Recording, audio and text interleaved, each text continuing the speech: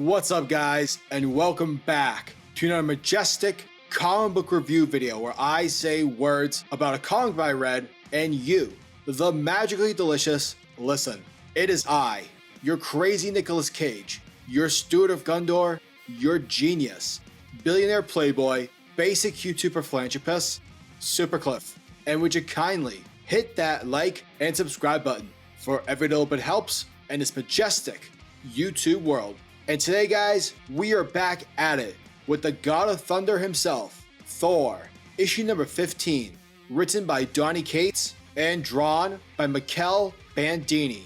And without further ado, let's get freaky.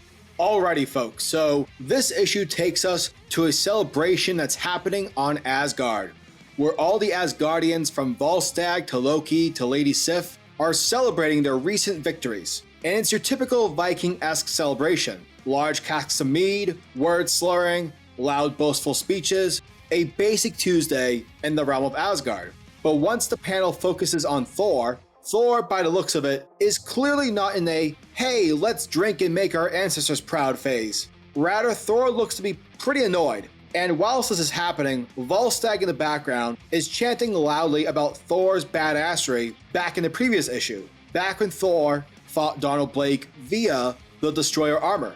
And so while Volstagg is recapping the previous battle, he refers to Blake's prison realm as a fairy tale land, and everyone is laughing, simply going along with the story. But once Thor hears him refer to Blake's prison to a fairy tale land, it pisses him off, to the point where Thor basically snaps at all of his friends. Because from Thor's perspective, the entire time he spent trapped in Blake's made-up fantasy realm was for him a legitimate nightmare. And never before has Thor ever felt so helpless, so useless, unable to help save his friends or his kingdom from something by his own doing.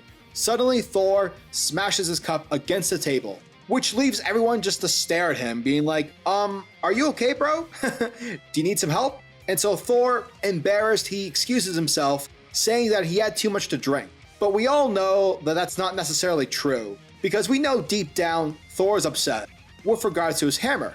Because ever since he became the king of Asgard, Mjolnir's gotten heavier. Plus it seems that just about everyone else can lift it with ease. And so Thor, he feels betrayed by the hammer, and we even see Mjolnir acting up on its own accord, slamming Thor against the wall, almost like it's misbehaving. And if I'm to make a terrible comparison here, it's acting a lot like Bumblebee, much like the way he acts towards Shia LaBeouf's character in those terrible Michael Bay Transformer movies. Bumblebee! Yeah, you get the point. Now, the only person who knows this secret is Loki. And so Thor makes Loki promise him that this is to stay between the two of them. Afterwards, we switch over to Midgard, aka Earth, where the Avengers are fighting off an army of cyber monsters. You know, a typical day for the Avengers. Now, eventually Thor arrives, but rather than having fun, he's clearly in a rush to hurry this fight along, because Thor wants to talk to Captain America, talk to Cap about the situation. And so basically, Thor calls down the thunder and takes out every single cyber monster in the process. Suddenly, Thor's hammer attacks Cap, but luckily, our Star-Spangled Avenger manages to block the attack. And knowing that something is clearly wrong, Cap decides to have a chat with Thor.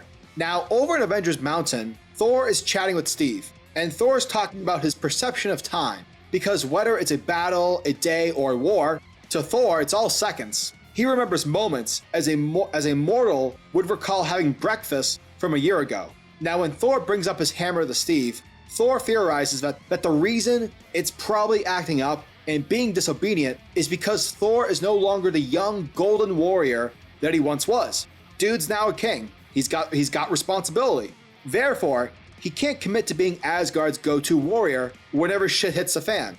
For Thor can no longer be Asgard's hammer.